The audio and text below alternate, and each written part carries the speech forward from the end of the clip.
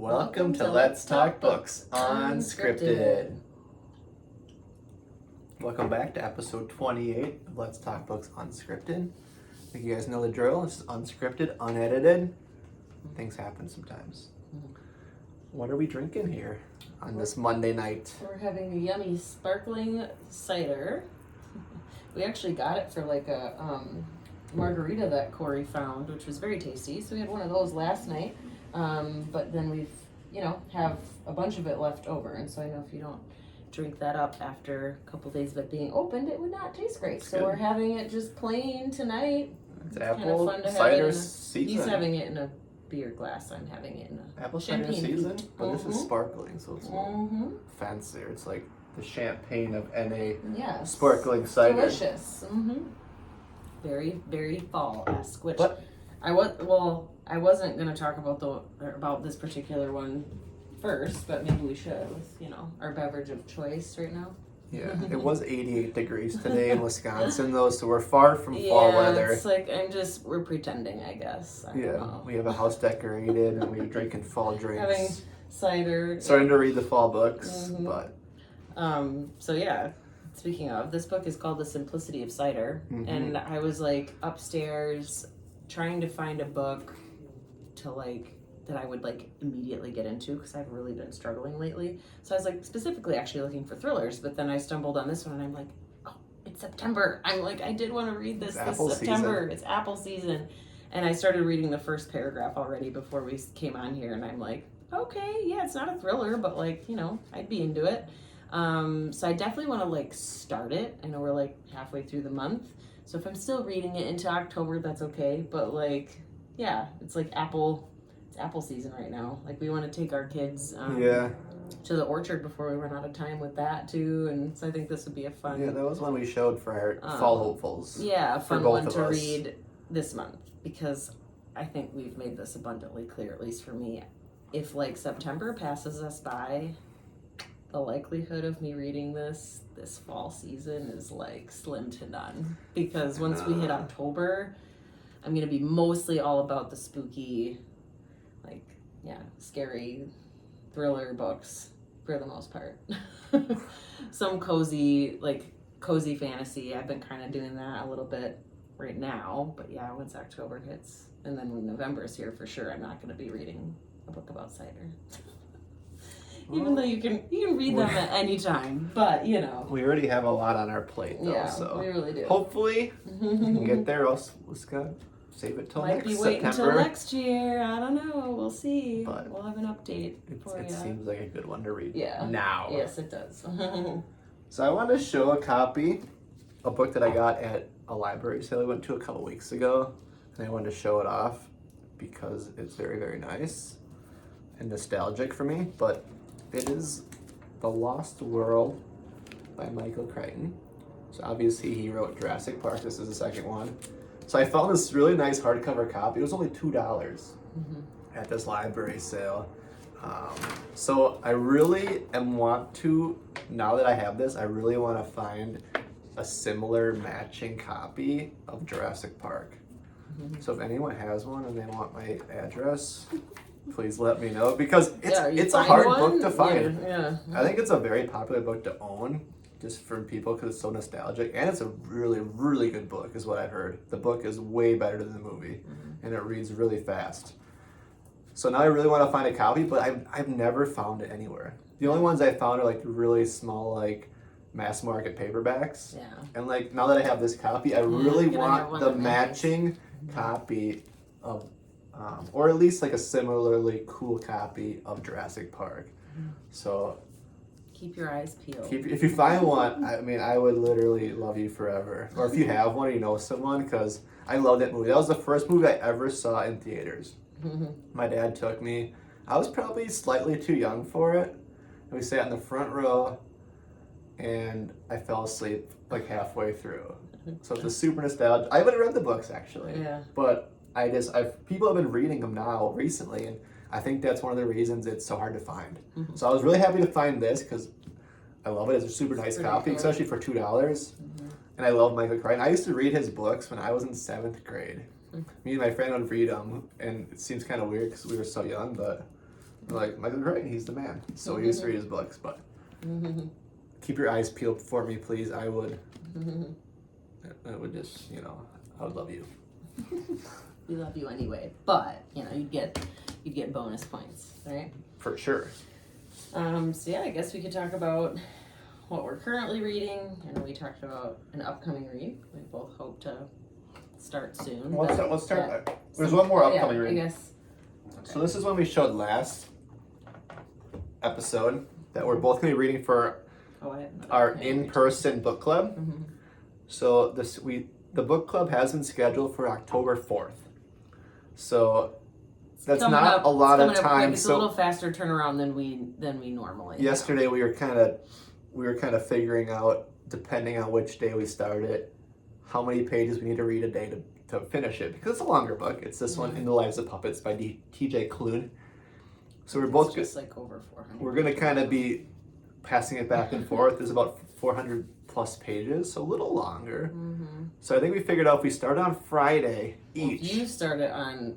We thought you needed to start a little sooner. So I might start it soon, but he's a slower reader, so we're gonna need to average about 30 pages a day. So I don't know if anyone else does this. If you're on a deadline for a book club, or if you're trying to maybe finish a book by the end of the month to add it to your monthly reads. Mm-hmm. If you ever I know she does it a lot. If I read 50 pages a day, I'll finish it by this due day. back at the library or like something like that. Yeah. But especially for book club, especially since it's her book club, and definitely to finish the book. Yes. So if we start on Friday, we'll each need to read 30 pages a day to finish it in time for book club on October 4th. So. But this book looks really cool. I mean, really, really interesting concept. If you've read it, let us know, or anything else by T.J. Klune. But this will be the first one that we're both reading. I know it's been in quite a few of our reels on Instagram. People always like, "Oh, In the Lives of Puppets, you're gonna love it." Like, I love T.J. Klune, so I have really high hopes, and it's gonna be, it's gonna be different. You know, kind something of a different for our group. Well, George is saying hi in the background. Just don't knock anything over, George. Yeah, their book club's kind of been a couple hit and misses the last couple months. I've honestly been tempted. You should share your thoughts on this too, if you're part of a book club. To like change it to strictly a thriller book club. Because I just always have a heart for thrillers, but yet over the summer I like went crazy about rom-coms. It was just like a fun like summer romance for me. But I still have always loved thrillers, and I just feel like they most of the time create like the best discussion. I mean, I know you can still have really good discussion with other books as well, but just the ones we've been picking have just not been great. So I don't really want to do that, because it has been nice to like do different genres and jump around and stuff and get people out of their comfort zones, because like I don't know how many years ago, that's In the Lives of Puppets is not a book that I would have picked up, like at all, because I'd just be like, probably wouldn't like it. It's not a thriller, I'm not interested. But like now, since I've been on Bookstagram, for a while now, I just feel like I'm drawn to a bunch of different genres, or I'm more open to reading them. Yeah. So there's this one, and then the book for our virtual book club. I don't have it down here. Yeah, we used to live here. Yeah. That's not till the 20th. Right? Yeah, so it's a little later into October. We'll crank this one out each, and then we'll do the same thing, plan out how many pages per day to finish the next one. That one's a bit shorter, too, so that'll be real nice. I probably won't even need to have a page count, because I have a feeling once I start reading that book, I'm not going to want to put it down. I think that one will be... I'll be like, good luck having your turn reading it, because I will steal it. And like, we're sharing copies. Dueling bookmarks. But I'm a much slower reader. So maybe you should start a couple days earlier for both of them. But. Yeah. And I guess since we're on the train of upcoming books, then I'll share this one. And then we'll dive into what we're currently reading or just finished. Okay. So this one's called The Unmaking of June Pharaoh, I think is how you say it. I can't remember if I showed this book off in June, because I was all like, oh, I want to read it because her name is June. But I believe this takes place, or is meant to take place, I obviously don't know for sure, but more like in this season. Or that it's like it's more of a fall read. I mean, it came out with Book of the Month last October. So I think it's kind of meant to be more of like a well, let's see, the author, I don't know if this other book was her first one or not, and I have not read it yet, but it's called Spells for Forgetting. So it's like, yeah, spells, like, magic, that kind of thing. So I think it fits better with fall. And I saw a recent review on Bookstagram from somebody that I trust, her reviews. She is more of a critic. It's like, she seems like she's a hard person to please, but I actually love seeing reviews like that because I feel like I'm like, I'm going to give everything 5 stars, even though it's not always that way. I feel like I've been a little bit more critical as of late, or picky. But yeah, to see her give such an excellent review of a book when I feel like she's on the pickier side in general, she basically said it's one of the best books she's ever read, like ever. And yeah, gave an awesome review on it, and so I think she's officially convinced me to start this one ASAP because I've just been kind of in a rut, to be perfectly honest. The last couple of books for me were way too slow. They were just meh. Longer. So long chapters. I need something quicker. This one seems pretty quick. That's kind of my sweet spot is right around 300 pages. It's a little over. It's 315. It's perfect. Yeah. That's a perfect amount for me because it's it's not crazy short, but it's not super long. I will definitely love a book that's under 300 pages, but I would say anywhere between the 300, 400 mark, pretty perfect. So yeah, I will probably start this one sooner rather than later because she had such excellent things to say about it. And I do trust her opinion very much so. Good. And it has such a pretty cover too. But yeah, what do you want to talk about next? Crying in Smart? Sure. Okay, because that's one that you... Yeah. Well, so both have read it now. Yeah, we've talked about this one a lot, but I have finished it now. I think I said last episode I was going to finish it, and I had to finish it before I started a new book. So that was my goal. I cranked it out one evening. I just kept reading and reading until I finished it, and so now we both have read it. Yeah, we still need to. We're dragging our feet a little bit. We got to make a. Yeah, we hope to do a longer review. Maybe on here and a shorter one for Instagram. Kind of a dueling reviews because we both, it's kind of cool when we both read the same book because then we can kind of discuss a little bit more in depth because we don't like to spoil each other. Sometimes we do on accident, but that's the goal to not. But yeah, and it was cool to have different perspectives too. Because if you remember, if you tuned in one of the other times we were talking about it, I listened to it on audio, and then Corey read the physical book. So yeah, the one thing I was thinking about when I was reading it, I would have loved for her to hear the pronunciation of a lot of these Korean foods because there's a lot of Korean. Yeah, it was cool to hear her. Korean foods that. I have no idea how to pronounce. It would have been great to hear her pronounce them because I was trying to say them But this book is it's a lot is about food. Yeah, it kind of made me hungry while I was reading it. Yeah, but also made me really sad. Everything's sad. It's a pretty somber book, I would say. Pretty, yeah. Yeah, kind of about love pretty and serious, loss. Pretty sad. And food and it's kind of a relationship between a mother and a daughter. Really, is what it revolves mostly around. And not really a great relationship at first. They started off kind of rocky. Pretty broken relationship. When her mom got sick is when they really started to get close. Yeah. And she kind of finished the book by mourning by learning to make a lot of the foods that her mom used to cook for her or her aunts used to make for her. And very sad book, but really good. It's good. I would definitely recommend it. I mean, if you like memoirs, that's a great one. And I think Corey enjoyed his reading experience, but I would definitely recommend it on audio. If you do audiobooks, she reads it herself. So I think that's amazing. I know that does not happen for every audiobook, but I love it when it is the author themselves who read their own audiobook. So yeah, it was really cool. Highly recommend it. Tell her story, her personal story. Yeah. And her voice was really easy to listen to. It wasn't annoying. Sometimes that can make or break your experience with an audiobook if they just kind of have an annoying voice or talk too fast or whatever it is. But a lot of people in the reviews were saying that it seemed like this was her book written to herself, to mourn the loss of her mom, and we're now just reading her thoughts in book form, and she's a brilliant writer. I mean, really, really well written, and I think that's a lot. That is what I mean. I think for a lot of authors, you know, especially if they have something traumatic or sad in their lives, I feel like writing is incredibly cathartic. I mean, to just like get it all out on paper and yeah. If you want to check out maybe your first memoir, like your 100th memoir, if you haven't read this one, definitely start with it. I think it would really set you up for liking memoirs for sure, or listen to it. Yeah. Either one, we can say either way. Or you could do both. I had actually not heard of the term before until recently, and I know I talk about her a lot because I love her so much. But KK on here, on YouTube, and she is on. I feel like she's on all the socials. She's on TikTok and Instagram. But Where Is My Library Card is her handle, and she calls it immersive reading. I have not tried it yet because I feel like I either do one or the other. I've not sat down to do both.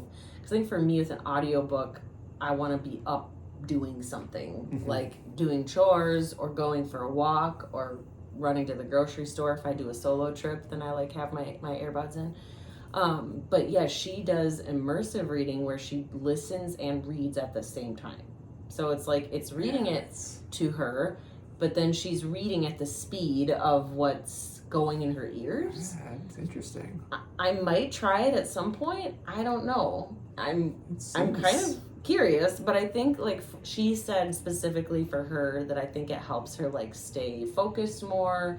Sometimes it helps her read faster because she's like a slower reader, she said, something like that. But yeah, if you don't follow her yet or subscribe, you definitely should. But she talked about that I think recently on one of her episodes, and I just was like really a lot too. Curious. She'll do both, like literally simultaneously. Interesting. I've done where I go back and forth. I have done that where I'm like I'll listen to a book during the day when I have, or like when I need to get things done, but I still want to be like reading. So I'll listen, and then like at night when I get that time after the kids are in bed, I'll switch to like the physical book. And I've done that with a couple books, and I suggest that too because it just kind of gives you two different perspectives. Like, so I'll go back and forth, but I've not ever yet done it like literally at the same time. So I don't know. I mean, it sounds. Let us know if you've ever done that before. Intriguing. It seems like you could really get in the zone. Yeah.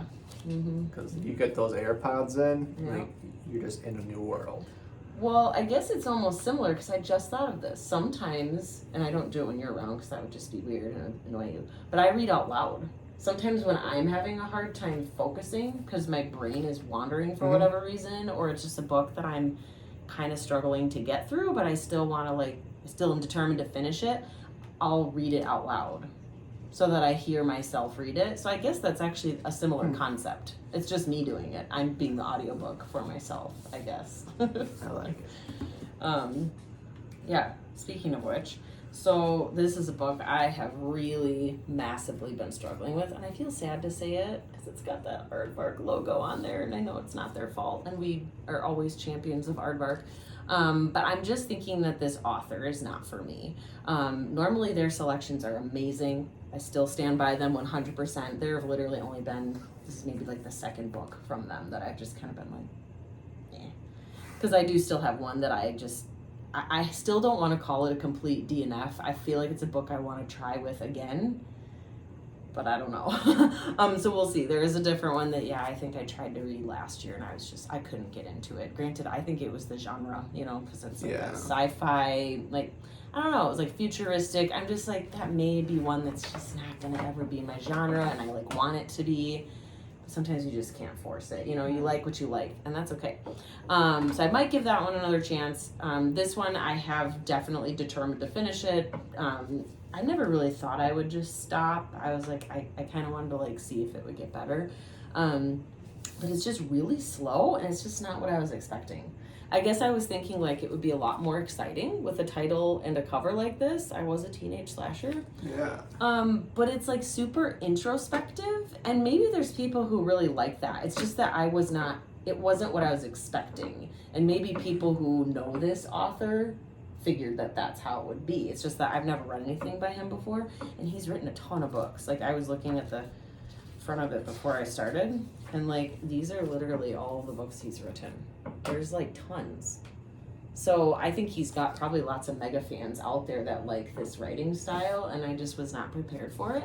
So it is told from the slasher's perspective. So I do think that that's really intriguing for sure.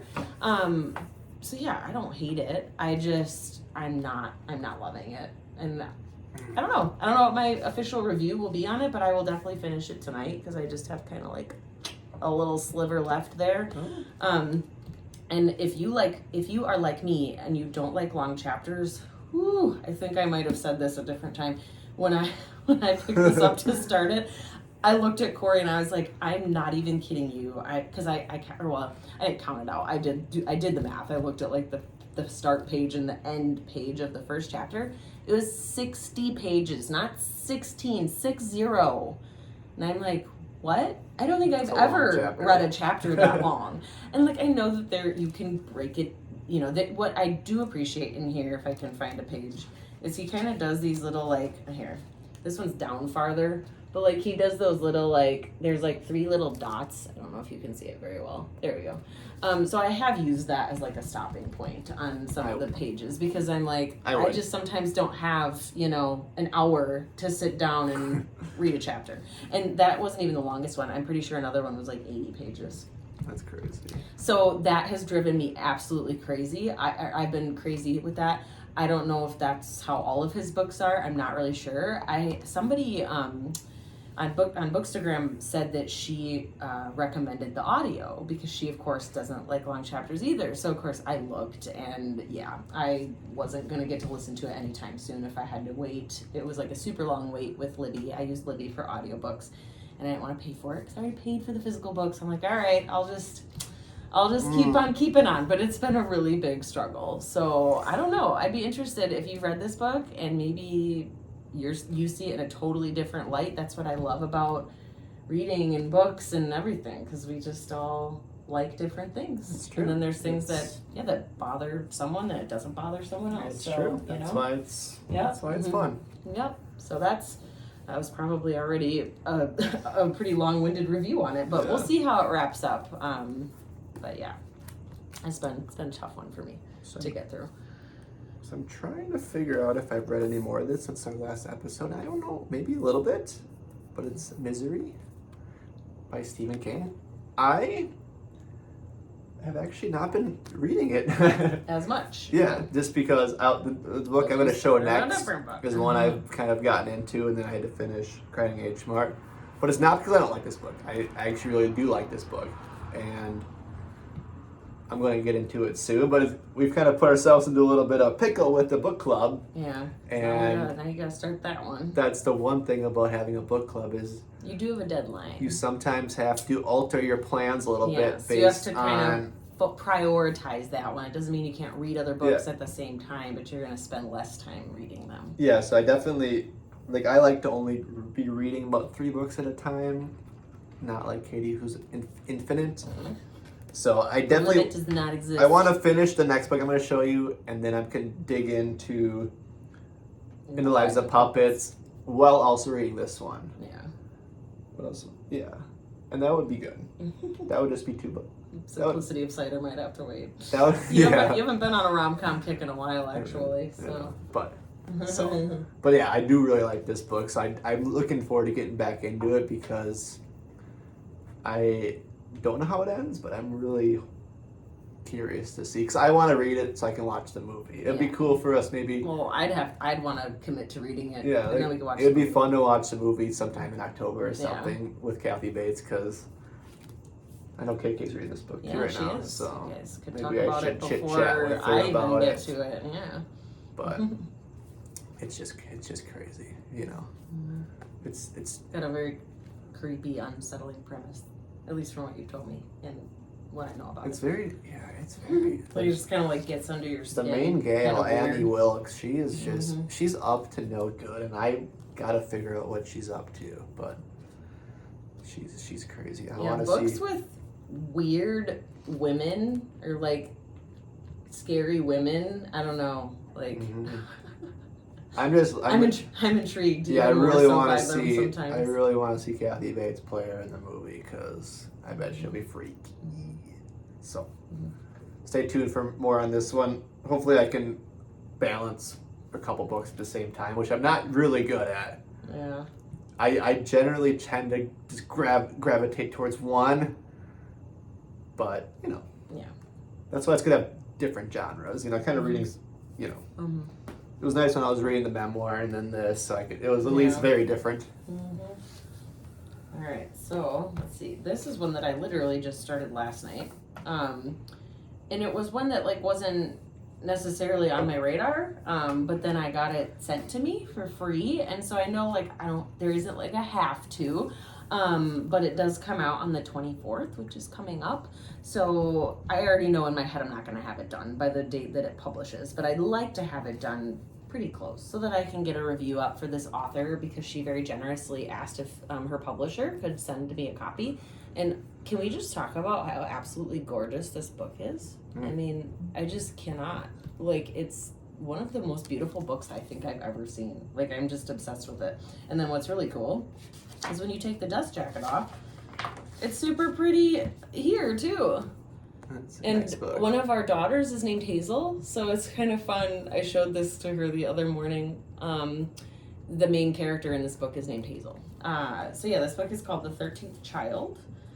And yeah, I've been able to connect with this author on Instagram, and she messaged me kind of a while ago, and so I was starting to be like, oh, maybe I don't know, maybe I'm not getting the box, but she just randomly reached out to me and was like, hey, my publisher is putting together some like cool PR boxes or whatever they call them.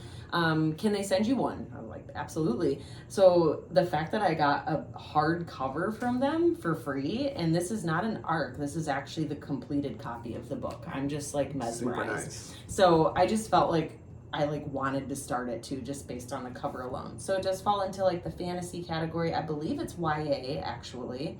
It's a dark fairy tale is what it is. So I'm definitely intrigued. I'll admit I started it kind of late last night, and whenever I do that, I'm so tired that I may have to actually go back and read the first chapter again, because I'm only like a chapter in. Late night reading's never a good Because idea. this is like, or to like start a book for sure. Definitely not Because then starting. I'm like, wait a second, what did I just If you're read? like really into it, I need to be yes. right, and so no, not that I'm not into it, but I was so tired that I'm like probably shouldn't have started it last night, but I was just like so excited. So we'll see how far I get by the time this does officially publish, but definitely have this on your radar if you like fantasy and dark fairy tale like reimaginings. She has a couple other books as well that I'm probably going to want to go back and read after I read this one. She's pretty highly rated on Goodreads, because I kind of looked into her books more after I got this one.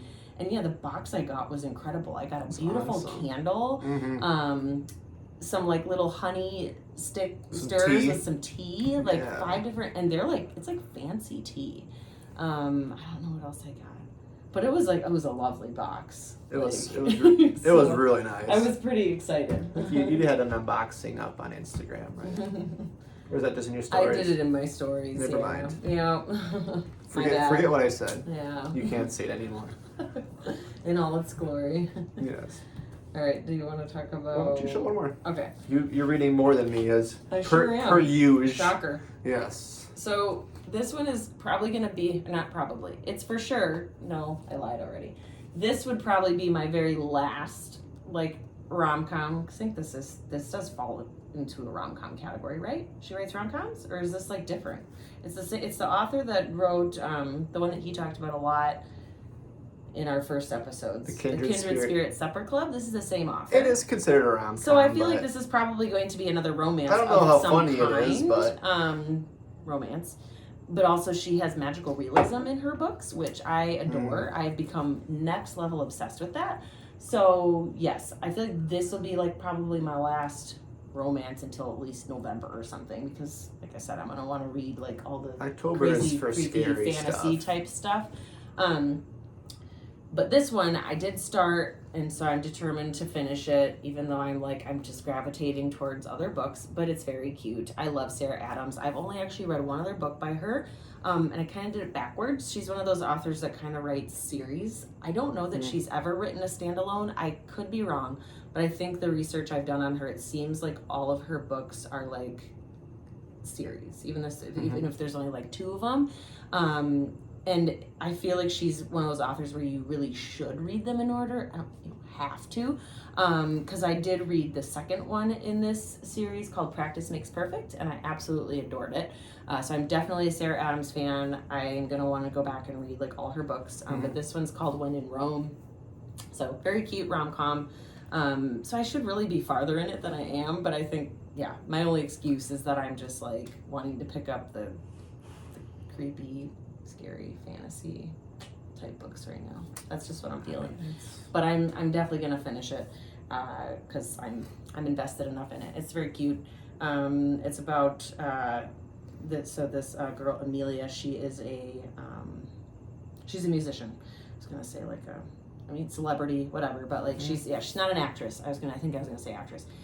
She's a singer, and of course ends up meeting like a small town guy. Of course. It's like a small town romance. Yeah. Sarah Adams is a big Audrey Hepburn fan, so it says this modern take on the Hepburn classic Roman Holiday is a quick, fun, slow burn rom-com. So I've never seen Roman Holiday, but I obviously know who Audrey Hepburn is.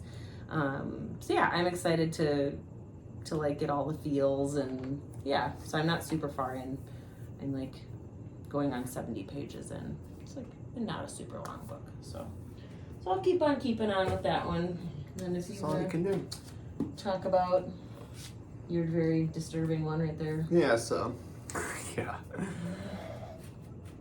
Very disturbing, but I haven't decided yet if I need. This to is go one I to started a attempt to couple read. days ago, and it's I'm gonna have to finish it quick so I can move on because it's very consuming of my brain, because it is very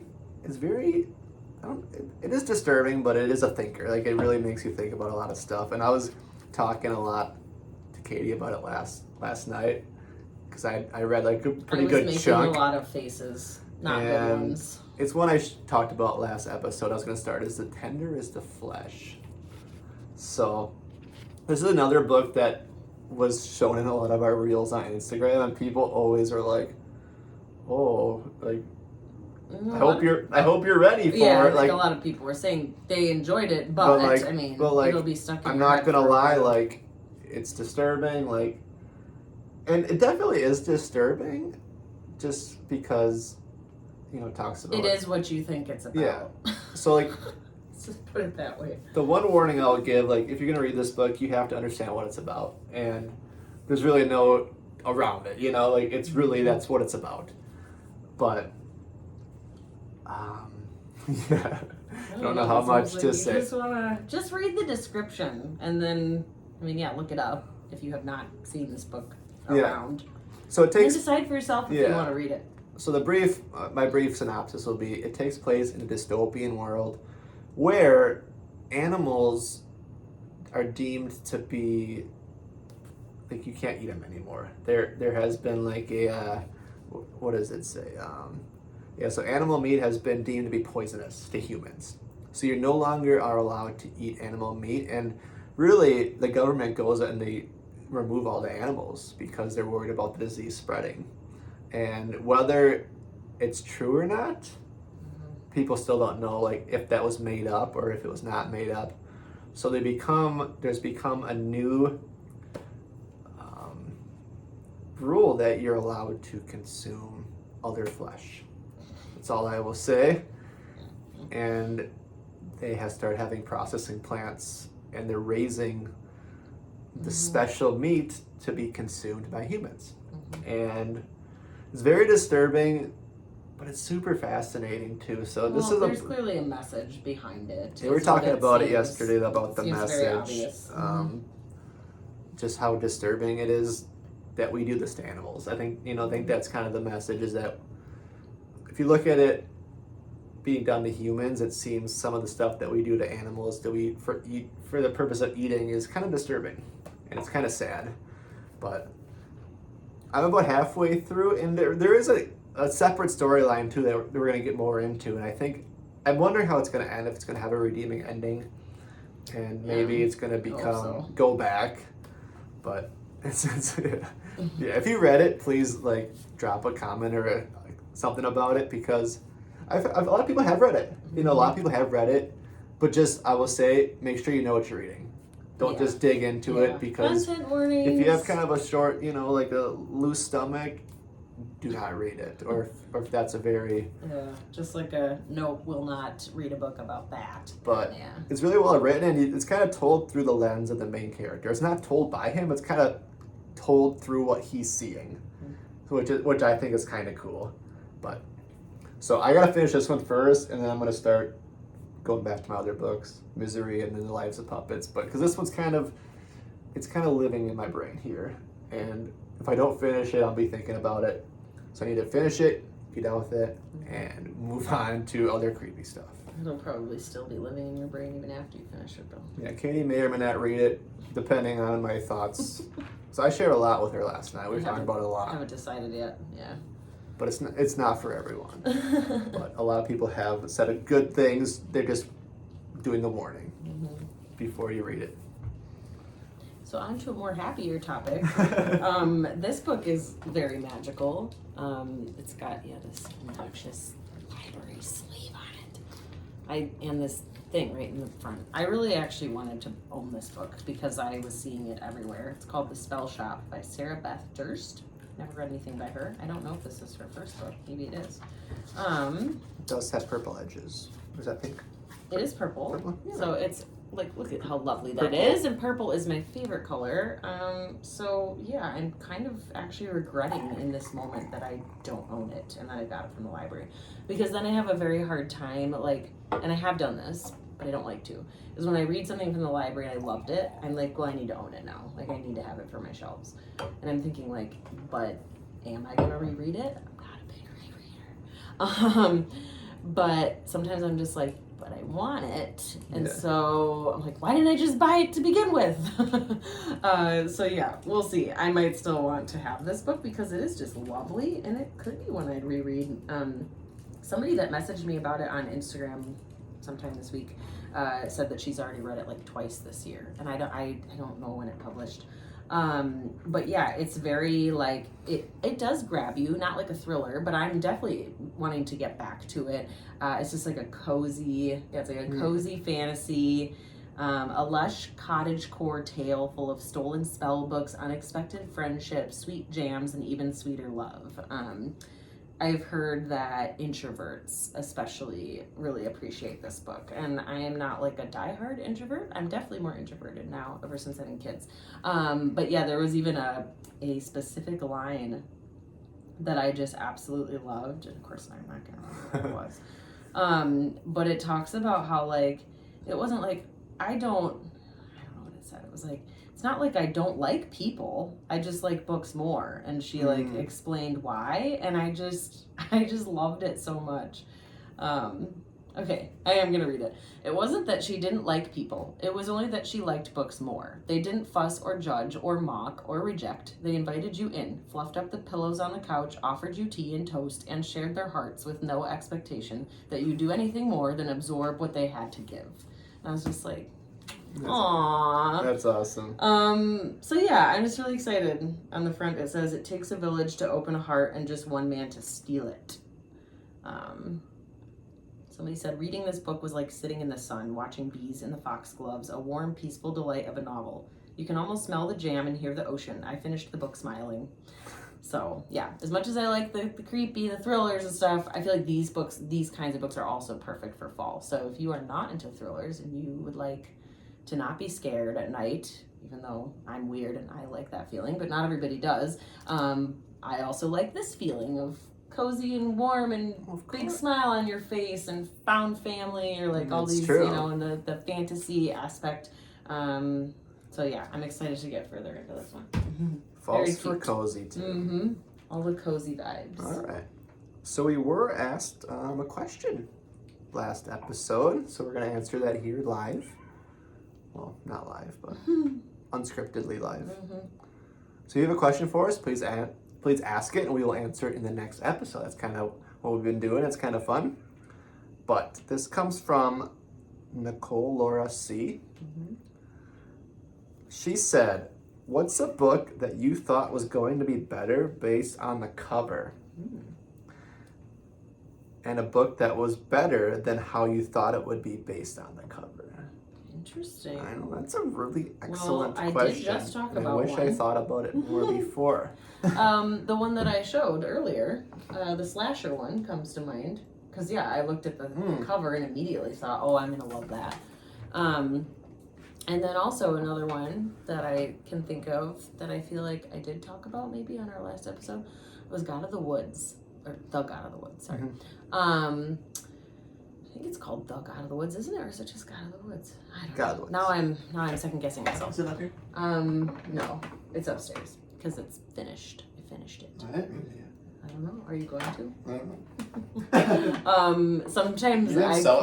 Sometimes I put books that I finish. I just put them right upstairs on our like finished shelf. Ones that I just don't think he'll like, or ones that I really just don't think he'll read. But otherwise, yeah, we keep those books down here after we finish them, and if the other person still needs to read it or wants to.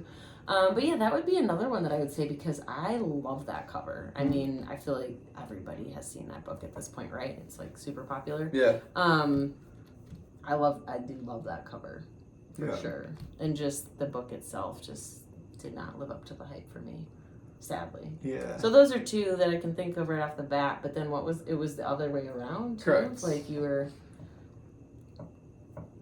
So like you weren't super, or it wasn't like a super eye-catching cover, but it was a great book. It was a great book.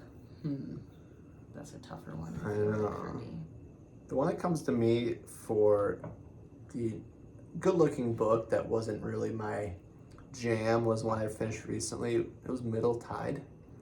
I wouldn't say the cover was super attractive, but it was very inviting. Did you want to read it? And I think it did capture well the atmospheric aspect of the book, which was really the best part of the book for me because it was fairly boring. But I was a little disappointed in that. And you know, like we are all about judging books by the cover. I know you say don't do that, but generally they're good. You know, like generally they're good, and so I have no problem judging a book by its cover, and I have no shame. And if it's gonna be good, it's gonna be bad. You know, but look at the cover, read the synopsis. If you think it looks good, read it up. You know, but let's look. What about the other one? I feel like I've read a lot of books with pretty interesting covers because that's what we do. Yeah. I know, but if it has like a somewhat boring cover, and did you like what was inside it though? Yeah, it's true. Know? So yeah, I'm just like drawing a blank 100%. Yeah. I feel like All the Dark Places wasn't a very attractive cover. Was not? Yeah. Oh really? I love the cover of that one. I guess it's just a window. window. Pretty cool, but. All right, we're getting super lengthy. I know. By the way. So I don't know. We'll have to think about that more. We'll have to get back to you on that one. Maybe we'll have to we should have read the question before so we can think about it more. But that's a good question. That's a good question. So if you have another one for us too, for next time, anybody else, if you can come up with some good questions. And Nicole, you're always good for questions. Thank you. We're gonna finish our cider and read for a little bit. It's kind of getting a little late, but and we will talk to you next time. Yeah. Bye.